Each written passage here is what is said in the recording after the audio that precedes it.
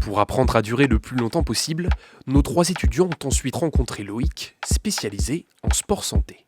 Une manière de faire du sport en prévention pour éviter de se blesser ou de tomber malade, par exemple. Lui aussi est natif de Lille, ancien volleyeur professionnel, et le moins qu'on puisse dire, c'est qu'il continue de s'entretenir.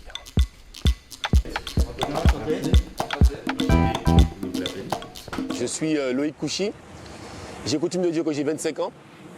Ça fait presque 10 ans, ou peut-être même plus que je dis que j'ai 25 ans. Mais bon, j'ai 41 ans cette année, le 7 août. Et je suis kiné depuis l'année 2009. Et j'ai pratiqué pendant 3 ans à Toulouse. Puis je suis rentré en Guadeloupe en 2012. Je suis sportif depuis tout petit. J'ai fait pas mal d'activités sportives. J'ai fait du tennis, du ping-pong, du basket, du volleyball. Donc j'ai un grand parcours sportif. Et à côté de ça, j'ai toujours joué au volleyball en compétition.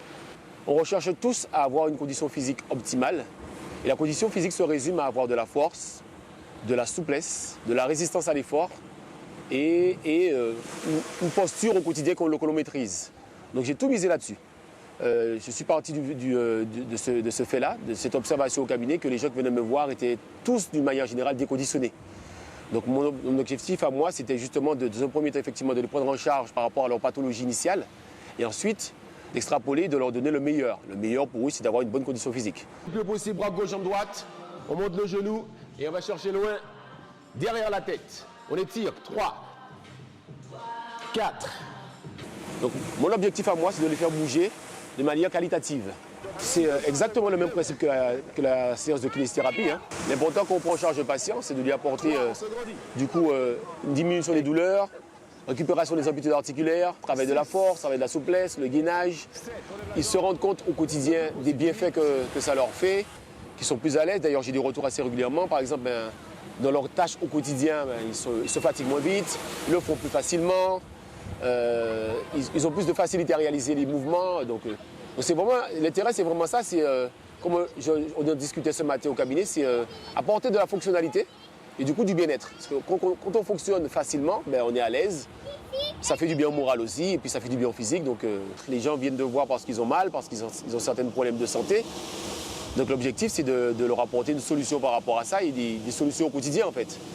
Donc je suis un conseiller, je suis un guide, je suis également un entraîneur, un coach sportif. Des fois, on écoute les patients avec leurs problèmes au quotidien dans la vie. Donc on peut être un psychologue aussi, mais mon rôle principal, c'est vraiment ça, accompagner les patients au quotidien pour la quête du bien-être.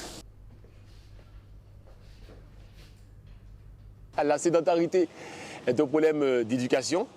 L'intérêt, dans un premier temps, c'est de pouvoir sensibiliser dès le plus jeune âge, en fait, les personnes à la pratique d'une activité physique régulière. Mais pas que. C'est vrai que c'est bien de marcher, c'est bien d'aller danser ou bien, par exemple, d'aller nager. Mais comme j'expliquais à Théo dans la voiture, il faut une intensité minimale pour pouvoir avoir un gain. Voilà. Ouais. Donc mon leitmotiv en kinésithérapie, c'est ça, c'est de redonner de la mobilité. Parce que c'est ça que les gens veulent, ils veulent pouvoir fonctionner au quotidien avec un minimum de gêne, de douleur, et forcément se fatiguer le moins vite possible. C'est important au quotidien de pouvoir faire ce qu'on a envie de faire sans avoir peur de se blesser, sans avoir peur de bouger en fait.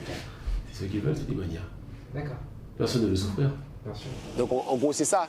Donc il faut éduquer les gens, leur expliquer les choses et ça dès le plus jeune âge. Pour ma fille c'est ça, elle baigne là-dedans donc je pense qu'elle sera sensibilisée à ça mais c'est ça l'objectif, c'est les coacher pour leur montrer que c'est pas juste par exemple marcher une demi-heure ou une heure tous les 2 jours, que c'est pas suffisant en fait. Si on veut vraiment être bien physiquement et même moralement, il faut une prise en charge régulière et puis se dépenser de manière optimale, je serais tenté de dire. On ne veut pas courir le 100 mètres en 10 secondes comme Usain Bolt, on ne veut pas sauter à 3 mètres de haut, on veut pouvoir fonctionner au quotidien, faire son jardinage, faire le ménage, avec un minimum de gêne en fait.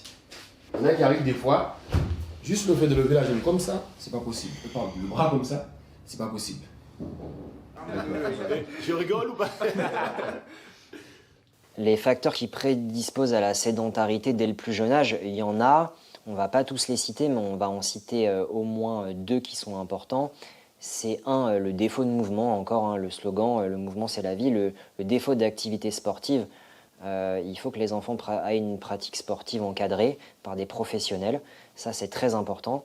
Et la deuxième chose, c'est quand ils ne sont pas en train de faire une pratique sportive, on le voit maintenant dès le plus jeune âge, ils sont devant des écrans. Alors, quelques chiffres, hein. 2 chiffres très simples. Le premier, c'est que la plupart des enfants ont en moyenne 2,4, donc ça fait quasiment 3 écrans par enfant, par famille. C'est énorme. Il y a quand même 80% des enfants âgés de 3 à 10 ans qui passent au moins plus de 3 heures par jour devant un écran. Les bienfaits de l'activité physique, je crois qu'ils ne sont plus à démontrer. Il y a toutes sortes d'études qui le prouvent maintenant au quotidien. Il y a toutes sortes de manuels, ou bien des professeurs, ou bien peu importe, des gens qui ont attesté de l'efficacité de l'activité physique régulière. Je leur propose de manière. Il reste le choix. Voilà. Le mardi, m'a dit. On est fait de chair et d'os, on est fait pour bouger. C'est indispensable de bouger au quotidien, dans quelles que soient les conditions, avec n'importe qui, pour qu'on soit bien, aussi bien physiquement que mentalement. Donc si j'ai quelque chose à dire pour conclure, c'est de bouger en fait.